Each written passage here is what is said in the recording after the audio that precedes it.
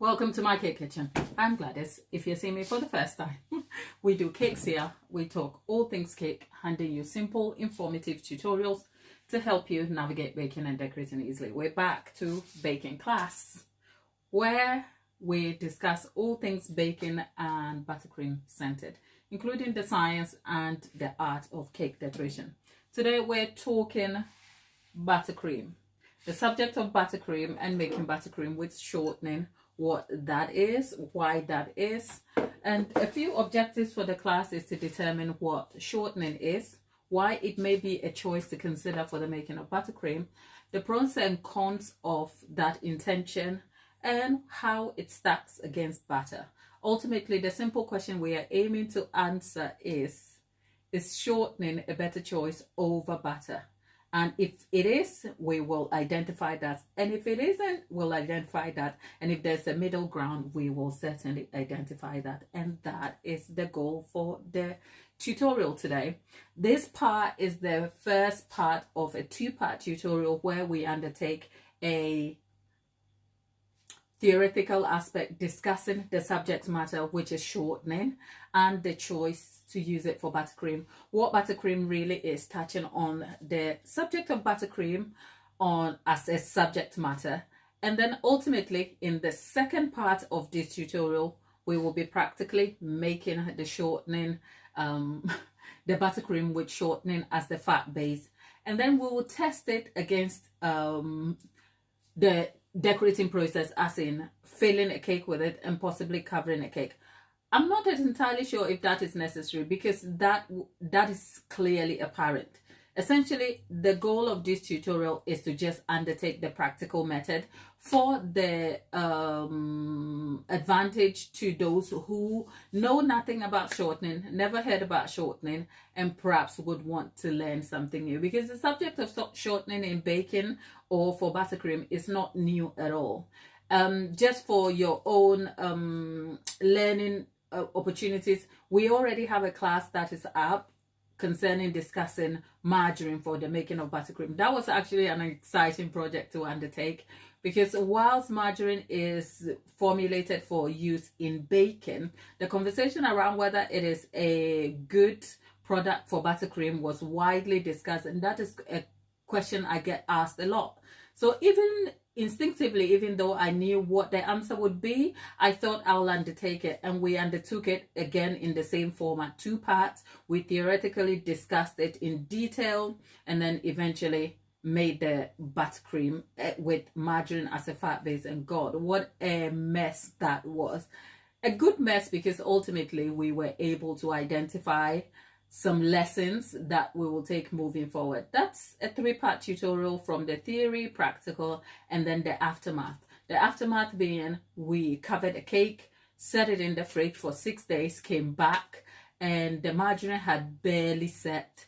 At room temperature, it was shifting and sliding, and it went to answer the question of margarine not being a good substitute for butter at all, and under any circumstance, no one should be using margarine for their buttercream. But whilst this seems like a deviation from the subject of shortening, I'd like to add, I have since kind of found new information that might help. So if you go back and see that video, note that the ratio of margarine to sugar might just have to increase for you to have a sort of reasonable level of stability. And outside of that, the other reason is I've just found out through research also that the ingredient composition for the making of margarine may vary from location to location. So perhaps in the UK, the ingredients that are allowed for the formulation of margarine as an ingredient will never support a strong and stable mixture for you to use in the making of buttercream. Whereas sometimes in America, the ingredients may vary slightly, which may also affect results. Ultimately, whether you're increasing the ratio of fat to sugar in the use of margarine for buttercream, this is what is known as the fact. The 1:2 ratio, that is the standard American buttercream ratio for 1 part of butter to 2 parts of sugar, is noted to be incredibly sweet and sometimes can be so gritty, right? So increasing the amount of sugar anymore, I mean, in my research, I found out for margarine to be able to even consider itself to stabilize with the sugar, you're looking at least a ratio of 1:4, which is 1 part of margarine to 4 parts of sugar. That is too much. So I think it's enough to kind of just accept that margarine is not a good substitute for butter and therefore should be left for baking, which will yield great results. That said, that class has led us to our new class here where we are discussing the subject of shortening. I hope at the end of this class you will learn something new for yourself, and we will go on to answer some questions practically, and you'll be informed enough with information that you can take to your home kitchen and achieve great results. So if it's your first time you're meeting me again, thank you. Seems like a lot of yapping, but trust me, I've got notes. This is the sort of class that I wish I could have a whiteboard and then we can get into it. But I try to keep this subject very, very beginner friendly because I am no scientist. I'm just a passionate baker who enjoys baking, and I know that understanding the basics of your baking ingredients and how they interact with each other, even with the smallest base level childlike understanding, will yield you great results. And that is why we are here. So I do not intend to kind of scare you off with a whiteboard, but hey, if you do really wish to see a whiteboard here, put your hand up in the chat, and you never know. So welcome. And before we get into class, let's see who is here. Lollipop is here. Am I hanging out with Lollipop alone? Lollipop. Whew. Lollipop, it's just you and I. Hello, darling. How are you? Well, in that case, it's good afternoon, isn't it? Good morning, good afternoon, good day, everybody. You can get whiteboard stickers. You could also stick it on the cabinet behind you. Okay, Lollipop, if that's your style of learning, look, we're all here, right? So yes, if you are up for a baking class where we come with a whiteboard to talk all things baking, look. I think the thought of that is a little bit scary, okay? Because that kind of, I have to turn up like a teacher and I don't know everything, but hey, anything to kind of drive the point home, right? So we're talking shortening. Lollipop said there's others here, but nobody's talking. Yeah, because you and I are the only people who like to yap in this chat. We have a full hour from now to the end of the class to kind of cover these subjects, so that I can come back and do the practical aspect. So let's just jump into it. If you're in the chat, here is a polite reminder. Do consider liking the video, especially if it is going to give you some value. I'll ask you to subscribe, which I always would love if you subscribe and stay around. But here's the caveat for subscribing. If you don't feel like you really want to stay with us, or you are not sure about sticking around, please don't subscribe, okay? Because we love you as an active subscriber, somebody who will join us and stay with us for the long term and become a contributing voice with engagement and action, helping us make decisions about how to move the channel forward in terms of the value we bring. So if at this point in time you're still caught in a moment of indecision, that is fine. Just stick around, and I hope by the end of this class you would have had a confirmation for why you should subscribe.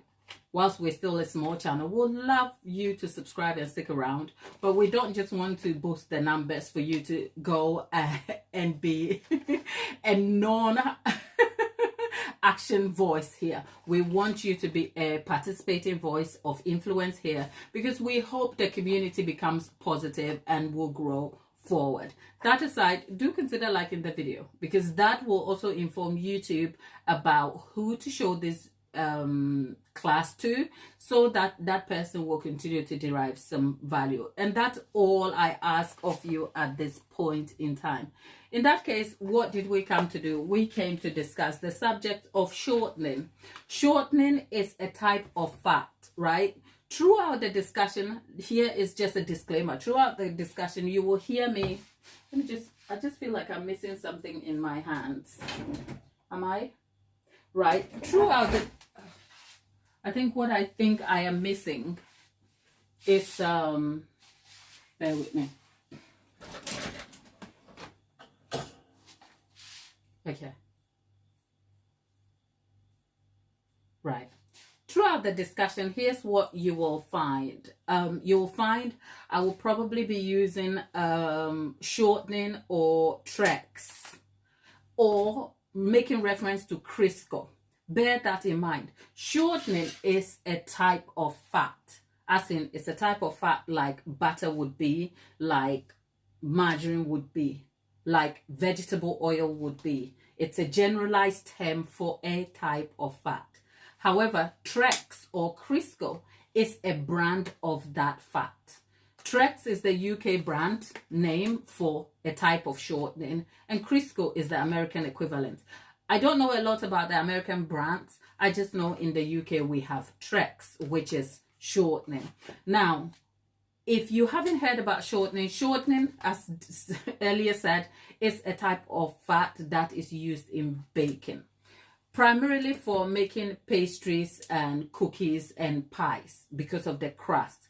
Now, the name shortening is actually in reference to how the fat functions in the baking process, or its use in baking, right? So the name shortening, like you would think margarine would not be called a creamer or creaming in making cakes, right? The reason why this fat is called shortening is the way it functions in its use when you use for baking.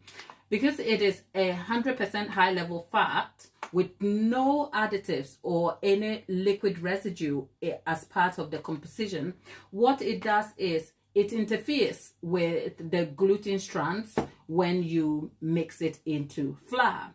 By so doing, it leads to a very,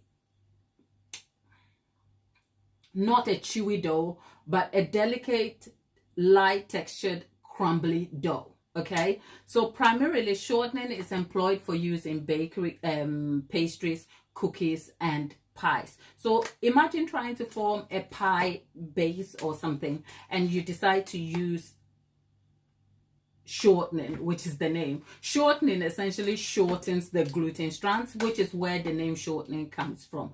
But otherwise, it is generally a fat that is used in baking.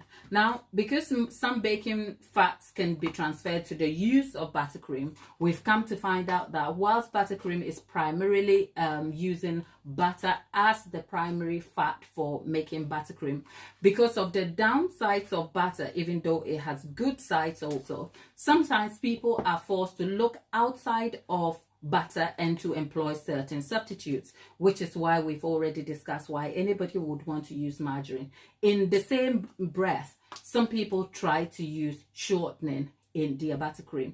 So the ratios of shortening or its uses in buttercream making varies. Primarily, it can be used with butter or it can be used on its own. Both yield different results for different reasons, which we will touch down on the subject as we discuss further. In the meantime, the short definition for shortening is a type of fat that is used in baking, primarily for pastries, cookies, and pies, for that matter. It is also employed for the making of buttercream, which is what we are discussing today. So that is essentially the definition of shortening as a product. Now, let's look at our class objectives. We're like, what is shortening, which is what we have defined here. Now, one very specific thing, because whilst we've defined what shortening is, why would shortening be considered to be used against, say, butter, right? The simple reason is that shortening is a type of vegetable fat that has been processed to set solid at room temperature. The process that is used to derive the shortening setting at room temperature is what you call the process of hydrogenation, right? That's a long scientific word, but simply put, just to make it child friendly for us to all understand, because I am no scientist. Essentially, you have vegetable oil in whatever form, and some genius person is thinking, well, I want to make this solid so that it can set. What am I going to do? Hydrogen compounds are added to it to set it. It's a whole science process, but let's skip to that. So it's essentially vegetable oil that through a specific process results in the same vegetable oil turning into solid form at room temperature. Now, why is there a need to do that at all, right? Because if there was no need, you might as well just keep vegetable oil as is and then probably go employ butter for whatever reason you need your butter for. Well, it increases the shelf life of the vegetable oil, okay? And it also optimizes the product, as in just the mere flowish vegetable oil, to a solid form that is optimized for baking. Remember, the primary use of shortening is in pie making, pastries, and cookies, for that matter. So it is just a form that will work for the objective that it is aimed at. I hope that kind of makes sense. Let's stop there for a minute and see if there is something happening in the chat. There's Lollipop here, and Lollipop's bestie, Tabitha, is back here. You are not feeling very German today, are you? Is that a good thing, Tabitha? Tabitha says, I am not feeling... You are not feeling German today. Today you're channeling your Irish. Okay, let's see. Am I missing something? Right.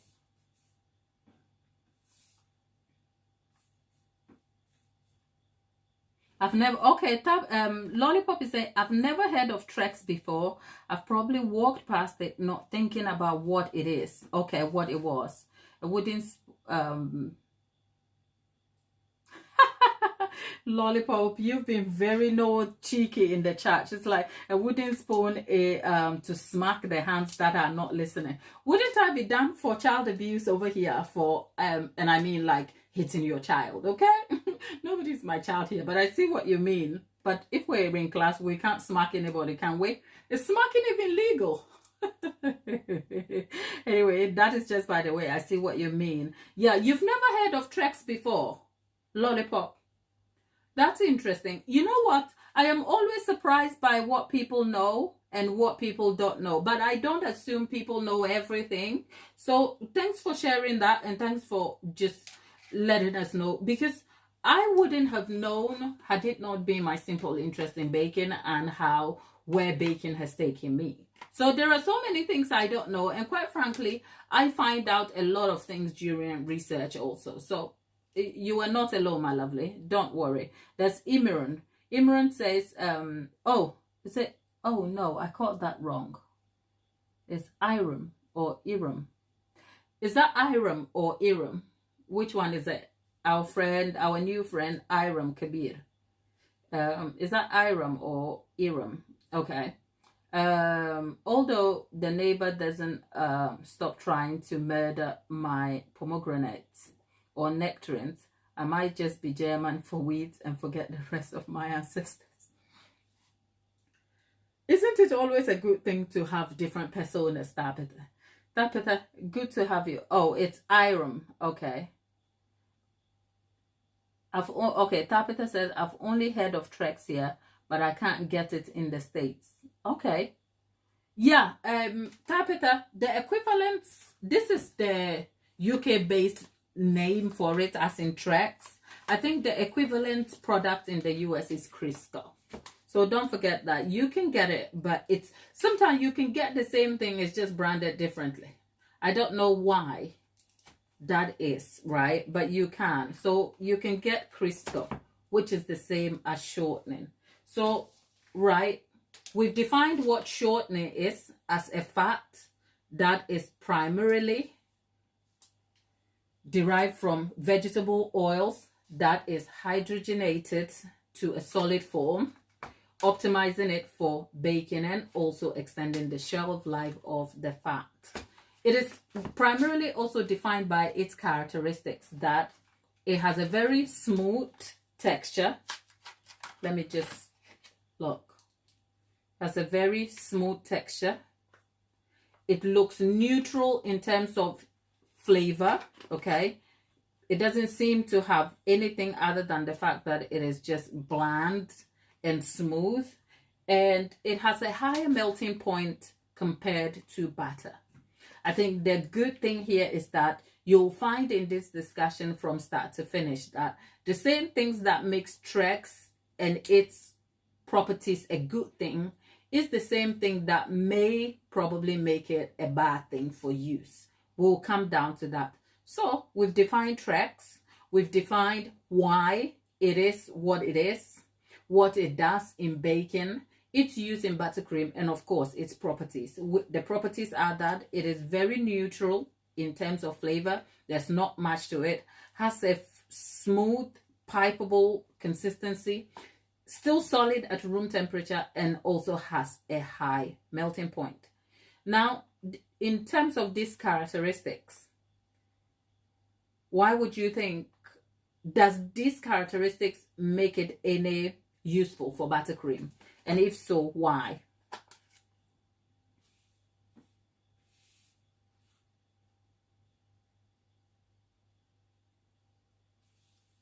Let me just look. Okay. Lollipop and Tapita and the neighbor, right? So what should, I'm just trying to,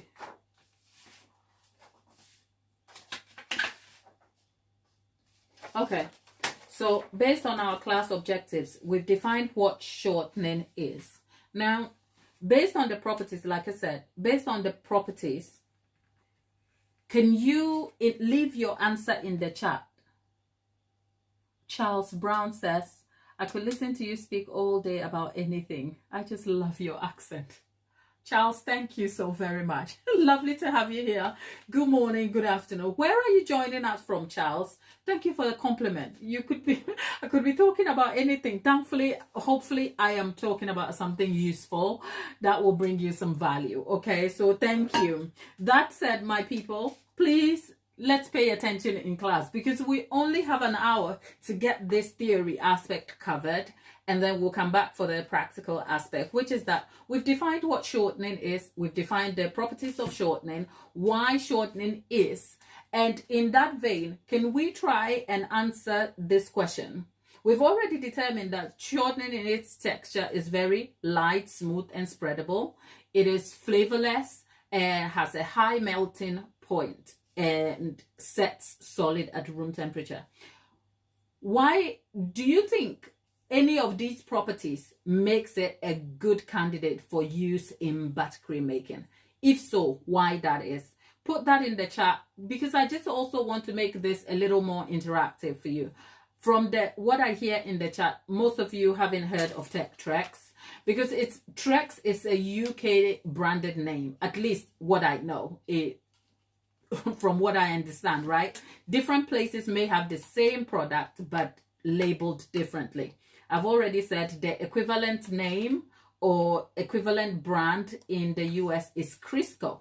So if I'm not saying Crisco, the simple reason is because I'm in the UK and I have never seen or known Crisco. All I've never known is TREX. But fill in your specific brand from your location and the conversation will remain the same. So we've already determined the properties of TREX, what TREX is, right? Its broader name is shortening because of the function of this fat in the baking process. But when we employ the same fat for buttercream, the properties are that it is smooth and spreadable, it is very flavorless and very light in texture, it sets at room temperature solid, and so it has a high melting point. Do you think that will make it a good candidate for buttercream making, and why that is? I can see some hands in the chat. Charles says joining from, Everett, Washington. Oh, wow. Thank you for stopping by, Charles. I know it's still morning in Washington. I can see some hands up in the chat. There's Lasso Kid. Lasso Kid, welcome here. Great to have you back. And thank you all for your input. Charles put his hand up as well in the chat. So Lollipop say maybe it might work like margarine. That's a high amount of sugar. That's a high amount of sugar. Or it might be bad because it might not break down as you'd assume. Okay. I think what, okay, so I'll read that again. I was asking a question, why the properties of shortening or TREX as a specific product might be a good product for the making of buttercream. And Lollipop is answering, maybe it might work just like margarine does, okay? We found that margarine did work to a certain extent, and then the structure broke down. But we've come back and provided some more context and information for that. And if it will work if there's a high amount of sugar. So she's saying if we TREX as a fat might work for buttercream. However, we have to adjust the sugar ratio higher for it to work. That is Lollipop's input. Or it might be bad because it might not break down as you'd assume in terms of its mouthfeel. So there might be concerns about mouthfeel. Okay, Lollipop, I think you are on track here. I will add context and expand on what you are saying there for a minute. But let me see if I have other things to add here. Tabitha is saying it could work for buttercream, but not just... But you just said it's flavorless. So again, it wouldn't be my first choice. Okay, so it would work for buttercream, Tabitha is saying, but because it's flavorless as a personal choice, she might not consider it. You'll find out that its flavorless nature is an advantage. We'll discuss that in a moment. So you know what? The suggestions that are in the chat are generally valid, but here are some of the reasons to consider why high shortening. Why shortening? My mouth is a bit dry. Here are some of the reasons to consider for why shortening might be a good candidate for buttercream. Now, here is what, before I say anything, here's a disclaimer just to set you up here. In terms of the fat options on the table, right, for the making of buttercream, butter remains superior in terms of flavor. The only thing that works against butter is its melting point. That is just a little over room temperature. So anything a little over room temperature or above will make your buttercream fall apart. So butter inherently has stability issues. But taking that aside, compared to all the other options we have, butter remains superior in terms of its flavor and mouthfeel. So wherever we are discussing a substitute fat option, which is in this case shortening, the assumption is not naturally to say swap butter for the other thing, even if it has like markers for higher advantages compared to butter. Does that make sense? So whatever we derive as a result of comparing or discussing shortening, the ultimate answer or goal is not to say it is way better than butter, because butter will always remain superior and there is nothing like it. However, the conversation is necessary for consideration and education so you can make informed choices about the ingredients you employ or solicit for the making of your buttercream. So I need to make that clear before we move on. Right, so we've already said, because this is 100% fat, it's a good thing compared to butter, right? And that is true because butter has a percentage of fat up to about 80%, and the rest is additives and liquid or water in it. It has up to about, you're looking at 15 or 18 to 20% of water. That kind of affects the shelf life of your buttercream, considering outside of normal preservative measures, right?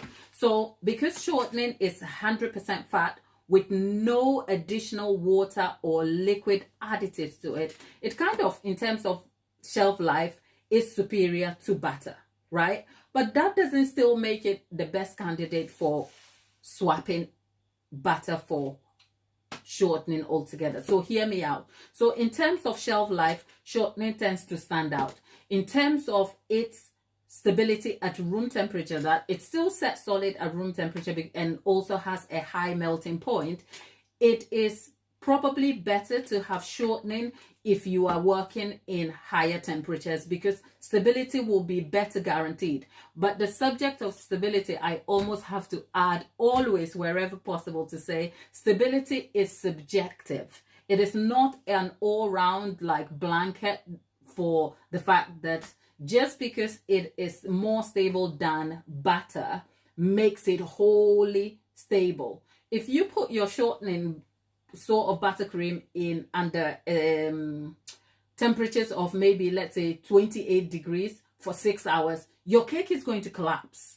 Okay, let's be clear about that. So stability here is weighed against room temperature, a little bit above room temperature, which is sort of medium to intermediate heat, and then we're looking at high levels of heat. And for most cases, most buttercreams will not sustain at a high level of heat. So your best argument for stability is just a little above room temperature or medium temperature.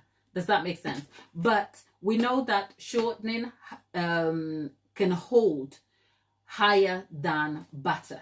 So it has a high melting point compared to butter. I think when we last discussed butter is about 90 degree F, and then it will begin to give away. Shortening is a little over that. If my recollection is right, it's about 110 degree F. Don't quote me on that one. Okay, the degree Fahrenheit and degree Celsius confuses me a lot. If you've been here a little bit, you know it confuses me. So bear in mind, it has a high melting point, is stable at room temperature compared to butter. And so the decision to use shortening in buttercream is just to employ it for stability purposes. Also, because it is flavorless, there is no competing flavor, which means it is able to absorb the actual flavors that are added to buttercreams when you're making it. So for instance, if you have butter which has its unique dairy flavor and is very rich with a mouthfeel, it means when you add your other flavors like your vanilla, there's competition. And so your flavor, your primary flavor you're going for can almost become very subtle. Whereas because this is plain and flavorless and has nothing to compete with, your primary flavor is likely to stand out. Okay. In terms of the texture, its smooth and pipeable nature, as it appears, makes it great for an airy, very light textured buttercream, compared to butter that has a very rich and dense composition. So in terms of appearance, you have two different outcomes. However, the light texturedness of shortening can also make it a little bit waxy. The light texturedness, its flavorless appearance, and its 100% fat base all combined together makes for a very not so good mouthfeel and can feel very waxy. You know, when we're talking buttercream here, we are talking great mouthfeel, something that is tasty and amazing. Why would you want anything waxy? I don't know, but we will find that out as the class develops, right? So let's see what I've missed in the chat and what you were adding to the chat. The last time I read it, Tabitha said it could work for buttercream, but because it's flavorless, it will not be her option. Charles is adding, I think you can do 50-50 butter and shortening. That will work pretty warm. Amazing. Charles, we were going to come to that as a subject as we developed. But thanks for putting that out there, because today the goal was to try the shortening only buttercream just to see what it feels like, and then come back in another tutorial to do the 50-50, because from all the research, the combination of butter and shortening will guarantee the best outcome in terms of stability, mouthfeel, and overall yield for anyone who is using that. Tabitha says, are you drinking water? No, I don't have water around me. I think I want a cup of tea, but we are not sipping tea, are we? Right? So, Lollipop. Lollipop is saying, people need to remember, just because you can doesn't mean you should. That is true. And sometimes, you know what? Okay, let me not go on a detour. I will mark that and I'll come back to answer that.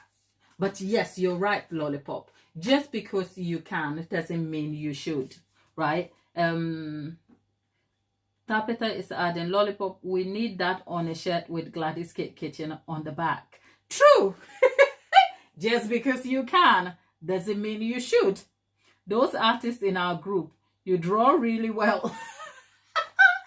Oh, Tabitha, that's a good idea. Yeah, Gladys Cake Kitchen, just because you can doesn't mean you should. Don't go making your buttercream from margarine and shortening because you want to cut costs. I think that's a good point. We should discuss that. But we are a long way from developing merch and stuff here. So, but that's a good idea just because you can. I think if I was to get that as a t-shirt, it should also be, cakes have to taste good. Okay, your cake has to have, it tastes good and have good mouthfeel, because we talk about mouthfeel here all the time. Okay, that said, let's see. I don't, Lollipop says, I don't draw well. It's been so long since I drew anything. I think the last thing was a page of snake scales about 7 years ago. The cells in my body have all been... Well, we know why you drew snake scales, because you own a snake, don't you, honey? If you cannot draw the live thing that is in front of you, Lollipop. At least your eldest does. Okay, yeah. My guy does too. What's his name? The little guy. He does. I think he's gonna hate me for showing some of his drawing. Let's see. I think on my notes, I thought on my notes I had some. Okay, yeah. This is what the little producer draws. Yeah, there. Who can tell what this is? If you can tell what this is, then it means he drew it well. Can you tell? What is that? I'm just bringing it closer so you can see what that is. That is just a little detour. So we've answered the question, what is shortening? Why shortening will be employed for buttercream, and some of the pros and cons of the use of shortening. Yeah, Lollipop, you're right. It's a character from Among Us. I don't know what character it is, but he loves Among Us, so that's where we are. Okay, so we've already discussed what shortening is, why it would be employed for the making of buttercream. There are suggestions in the chat for how we can get great result from the use of shortening, and Charles has said the 50-50 mix. We know that as a matter of fact, what we were aiming to do is cover the spectrum of suggestions or options for the use of the different fats in the making of buttercream, and then find out for ourselves through experience. So whilst we know the 50-50 will work, we will come back and make buttercream with the 50-50 ratio, which is 50% of the shortening mixed with 50% of butter, and then we'll derive buttercream. Except today we are just doing a shortening only sort of buttercream, and then we'll get to see for ourselves. So what are, based on what we've discussed so far, what are the pros and cons? Let's start with the pros of shortening in the making of buttercream. People, I need you all to be here with me, yeah? So Lollipop said, you made me want to draw again. Come on, it's an artistic outlet. Go and try and draw something that excites you. Okay? You made me want to try drawing again. Okay, Tapita says, okay, good. Better get on. Practice now. Okay, right. So Tapita is out there encouraging Lollipop. So whilst we are encouraging Lollipop to go and engage in her drawing so she can grow in skill, here is a question for you whilst we are at it, people. Here's the question. What are some of the pros that you will see? What will make you want to employ shortening for your buttercream? What would make you want to employ shortening? Leave your answer in the chat.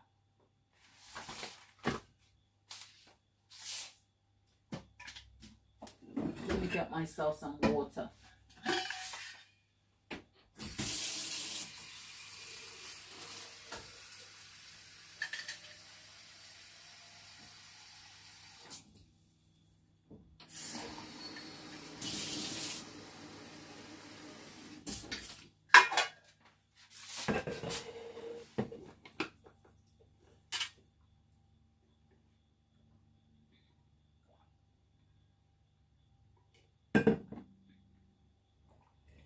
Oh, I've drank some water. I feel a bit better. My mouth is not so dry.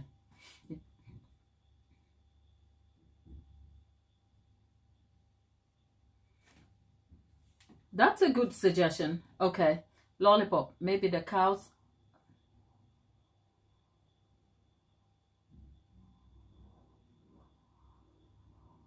Okay. So what will make you want to employ shortening? Lollipop has given me a typical lollipop answer. She says, okay, maybe let's imagine the cows are milking and there is no butter here. This is my last and only option. Yeah. Why? What are some of the pros? Why would you employ shortening? Why would you? Let's hear what you have to say about that in the chat. We've already discussed that in the properties of shortening, right? We've already said it has a very high melting point, so it enables stability of your buttercream. So for that reason, I might consider what? Shortening. Also, because it's flavorless, it has no competition to other flavors in the buttercream making process, which means it is able to what? Absorb and retain your primary flavor. So for that reason, shortening might be a good candidate for you because it's light and smooth in texture and doesn't have the same dense nature and richness of butter. You might want to employ that because it works better and yields a smooth, pipeable buttercream option for you. Wouldn't that be a good thing? In terms of shelf life, right? Buttercream will sustain at room temperature, but even better, shortening would, because shortening would last longer at room temperature compared to butter. Because butter, a light bulb went off in my head. Because one thing we don't talk about a lot is the fact that most butter that we have on the market is what you call pasteurized butter. Okay, pasteurized butter means the milk is treated before the butter is churned. But unpasteurized butter, which is a lot more expensive, okay, that stuff costs £3.90 per 250 grams. But that's a detour. Let's stay here, okay?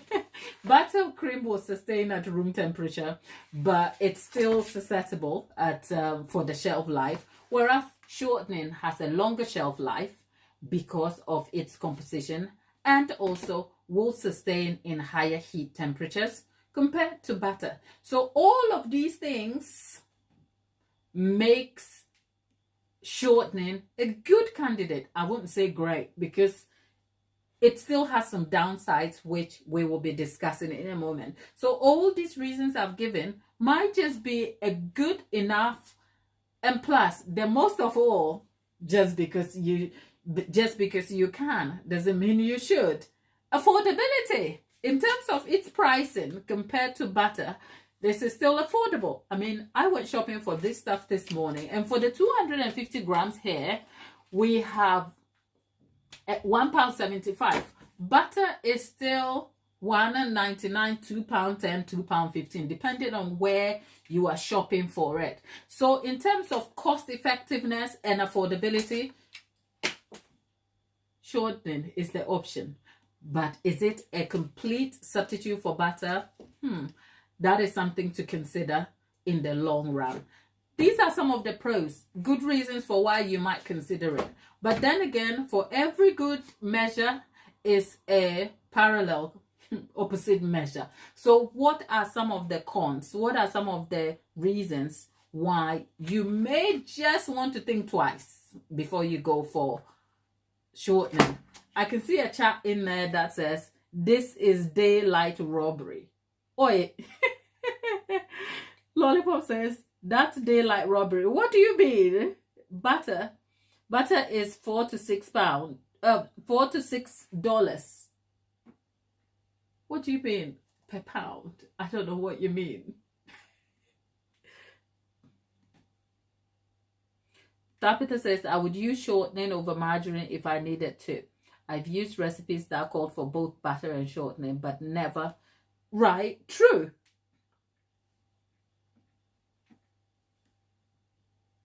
Lollipop. Yeah. Oh, yeah. Is it the £3.90 for unpasteurized butter? So you will die twice if, yeah, that. And let me just say, that is because I was in Waitrose. You know Waitrose people. Okay? You know Waitrose people. You know them people, right? So let's be clear. It's £3.90 because I went to my local Waitrose. That's all.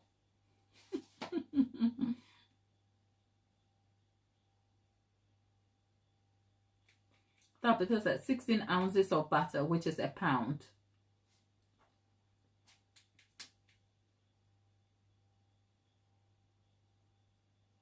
Okay, so 4 sticks of butter. Oh, okay.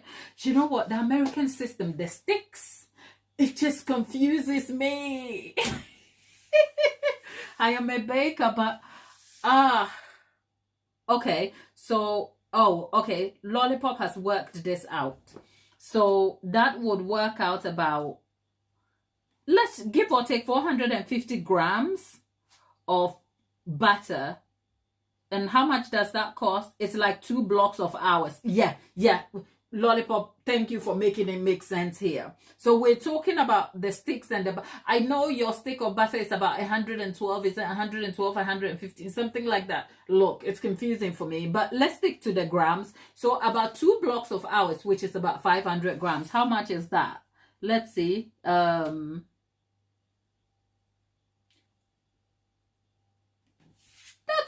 between $4 to $6.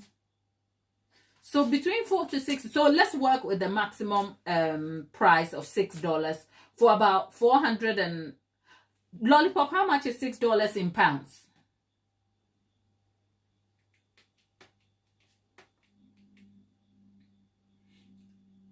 Lollipop, how much is $6? That's the maximum estimate for the 2 blocks, the equivalent 2 blocks of hours.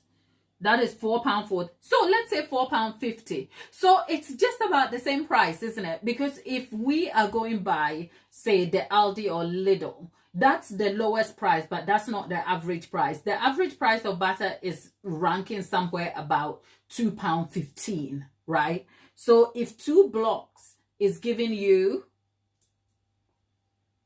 £4.46, if we are working on the average number of £2.15, that's £4.30 for 2 blocks. Mind you, it's not, this number here for Tabitha's price is not full 500 grams. It's for, so it's sort of relative, the same. Yeah? It's, the equivalence is almost like, oh, okay. That's exact, that's more, oh yes, I was in my local. When I go to Waitrose, I get excited about the different range of butter, from organic, pasteurized, organic butter to here. And I'm like, this is exciting, but will they be good for buttercream? Better stick to the original thing. That's all. People, Good Vibes is back. Good Vibes, hey, how are you? Well, whilst we're here, we were talking about shortening. We just made a detour into Butterland talking about butter. We've discussed what shortening is, why it is considered for buttercream, the pros of having shortening for use in buttercream. Now we are attempting to answer the cons. Why should you think twice? Why should you think twice when you can you think of any reason why you should think twice if you have to use this for your buttercream, people?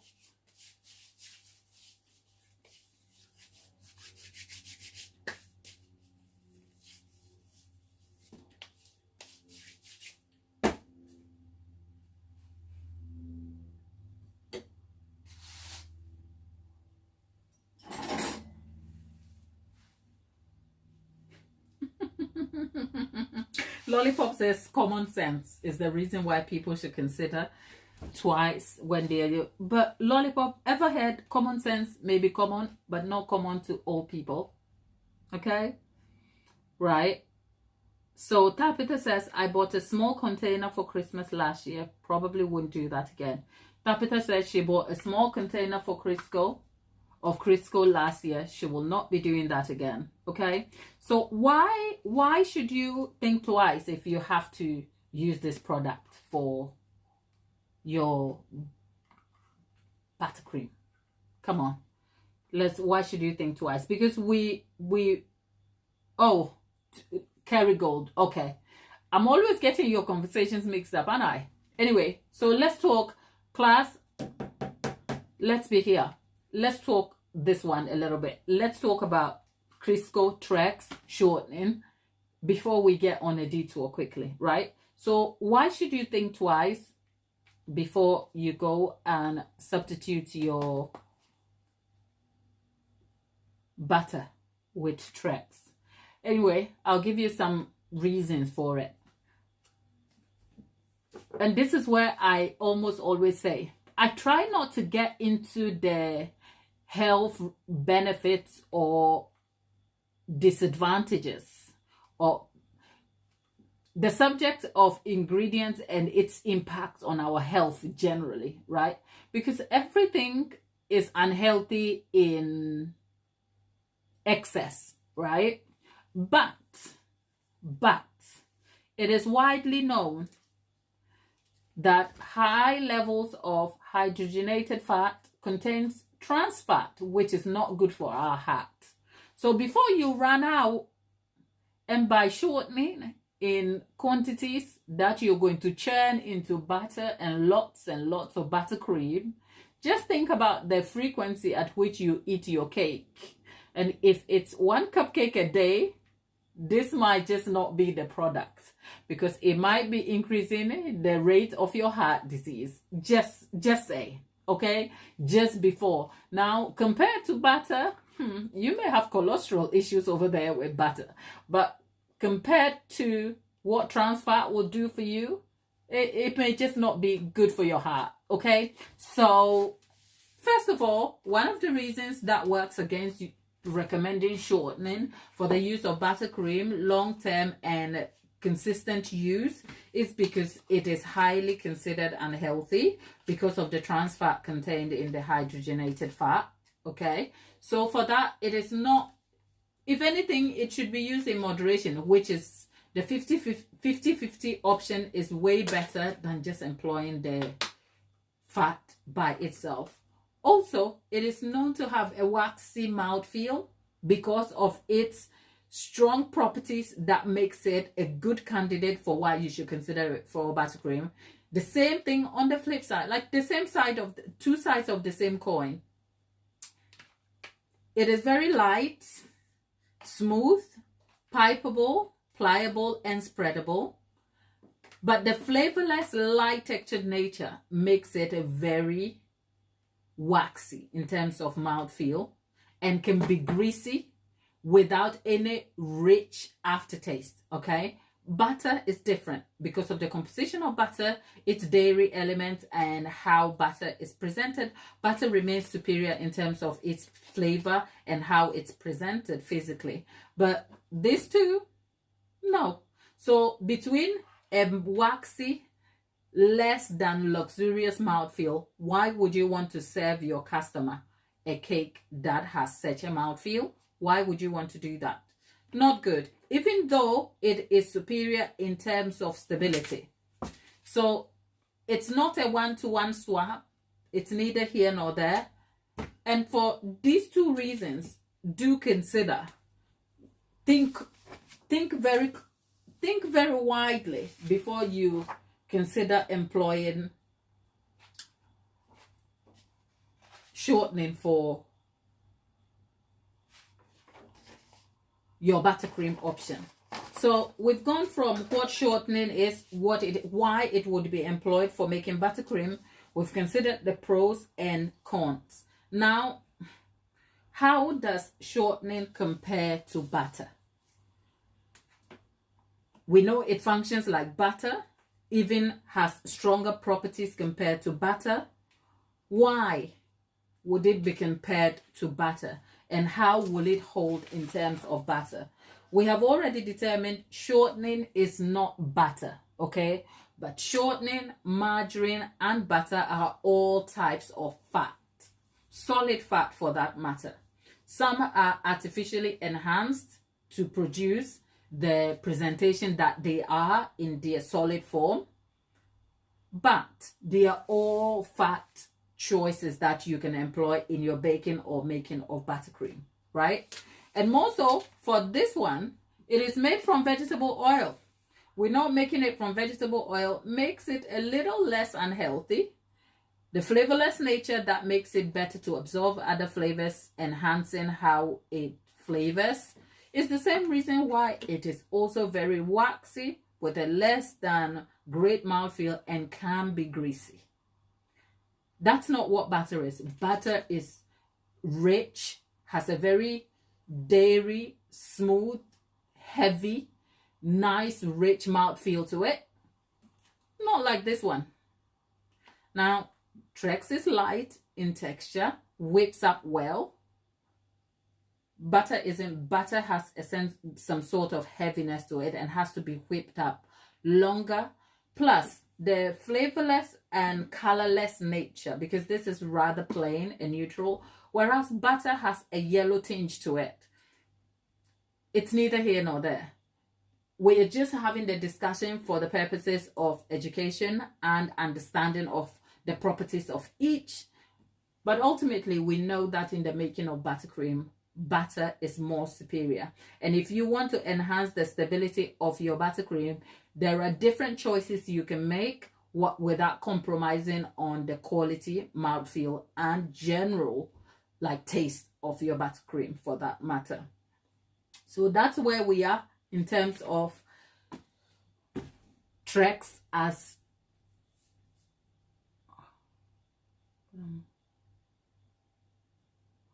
listening whilst in Narnia. Okay, no worries, Lollipop. That's where we are in terms of what TREX can be used for. This is the theory part of the subject matter. We'll be back on the next episode. Now, on top of my head, I don't know if we're going to do that straight away, because that should be between 4 and 5 o'clock. So I am sort of making some decisions very quickly. You've got an empty diary from 2007.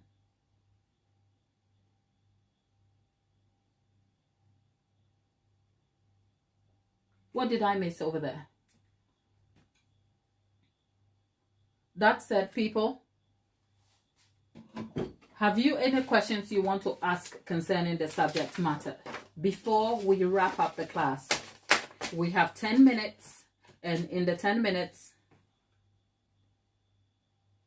Oh, okay. Lollipop is looking for her sketchbook, and she has an empty diary from 2007 that she can use for her sketching.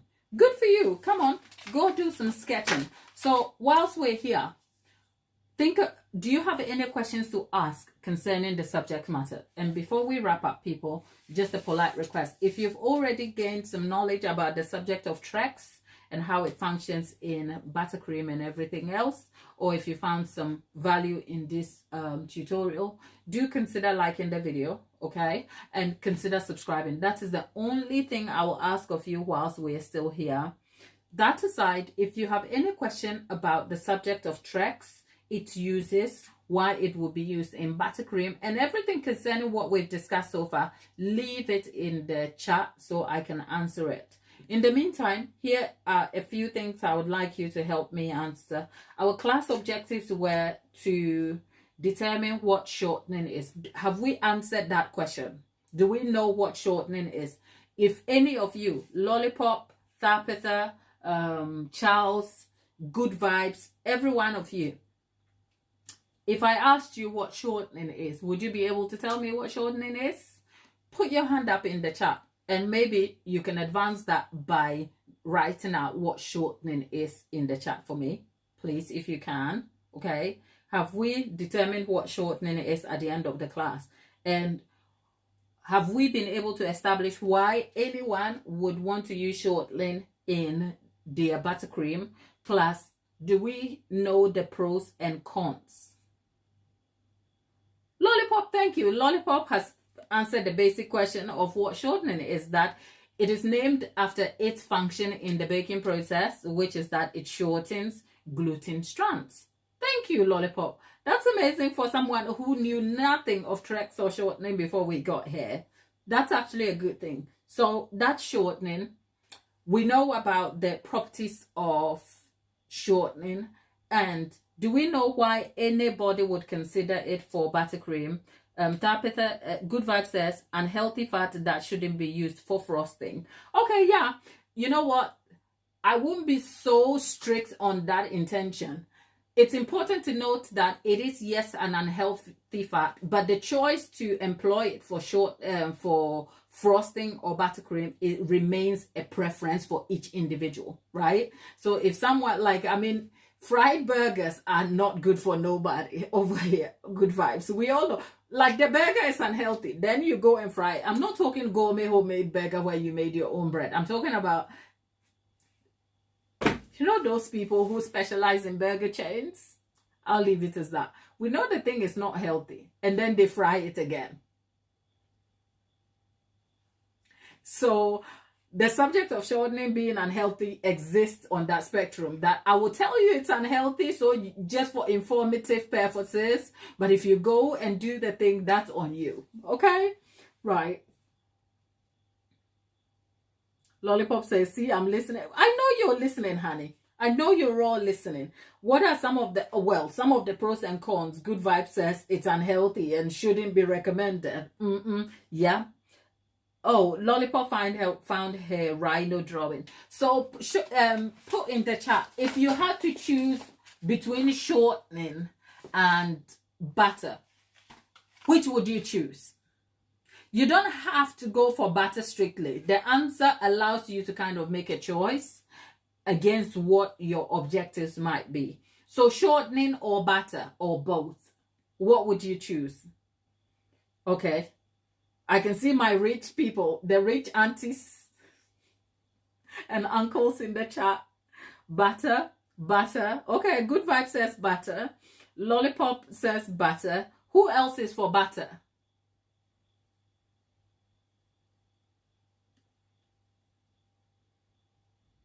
Who else is for butter?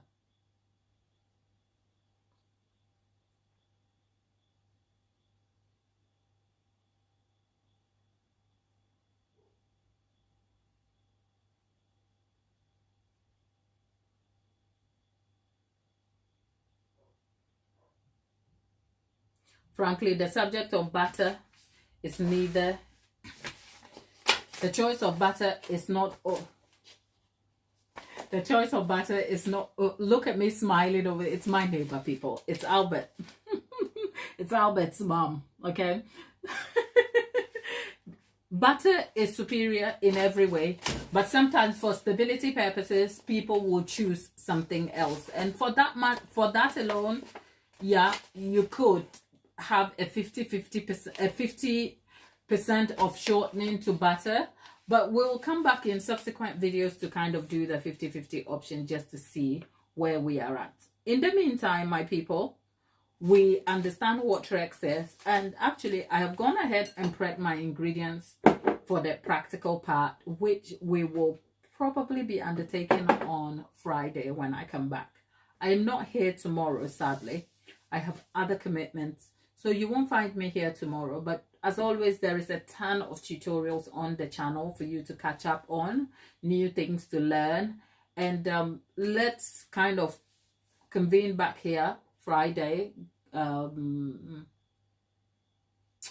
p.m. to discuss the subject of buttercream and using 100% fat for it. Karabo is back. Karabo, we haven't seen you for a long time. Good morning, good evening, everyone. Just a question, what is shortening made from in your countries? Over here, the shortening is made from vegetable fat, okay? Vegetable fat. So you're looking at cotton seeds, rape seeds, sometimes palm and kernel. So yeah, we're looking at the base vegetable fat that is used for vegetable oil. Okay, that is answering Karabo's question. In the meantime, Karabo, yeah, it's been a little while since we last caught up here, But on Friday, God willing, when we come back, 2 p.m. on Friday, we'll be completing the practical aspects of this tutorial, and then I will be answering all the other questions surrounding the subject matter. In the meantime, if you have questions for me, leave them in the community post. YouTube has gone a bit left for the last couple of weeks. I am sure it will reset itself. I don't know. They are introducing new tools, just so you know. All of you here, hear me. There's 8 of you here.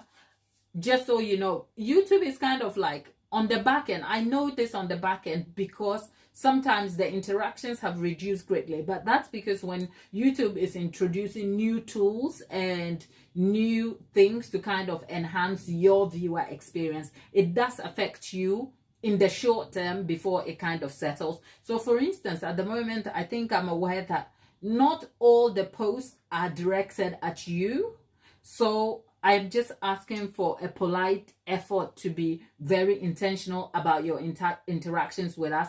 And if you haven't seen a post in the home page or anything, just come to the community page and chat with us. Leave a comment under any of the videos when you interact with it, because by so doing, YouTube is informed about your experience. Because you know what, YouTube cares about me, but it cares about you more than anything. And the only way you can help YouTube help you and encourage me to keep doing what I'm doing is engaging with us. So bring your questions in. The subject of buttercream is so broad and so wide. There are so many questions we may never be able to answer all of. But you know what we can do? We can try and tackle what we can so that you are informed enough for better outcomes when you undertake your baking.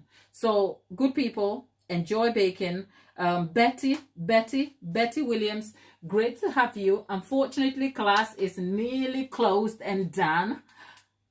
Come back Friday. We're here normally Tuesday through Friday, except for the next couple of Thursdays, I won't be here due to personal commitment. So we are back on Friday, 2 p.m. UK time. Find that time in your equivalent locations, and I'll see you on Friday. In the meantime, put all the efforts and knowledge you are gathering into use, and I wish you all the best in your baking, your fun baking times. Happy baking, and I'll see you on the next one.